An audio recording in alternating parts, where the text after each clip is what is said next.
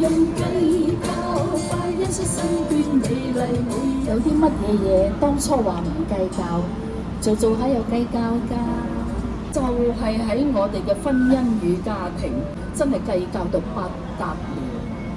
而對我哋家人嗰種嘅憤怒係越積越大喎，唔係淨係喜怒哀樂㗎，係有無數咁多種嘅情緒喺裏邊，撩起你有好多前塵往事，係入咗而家眼前人嘅數。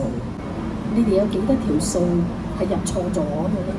呢啲數入錯咗咧，就會越滾越大㗎喎。係幾十種嘅情緒當中，有一種嘅情緒咧係鍥而不捨㗎，就係認定咗一個目標之後就啄住佢唔放嘅。憤怒啊！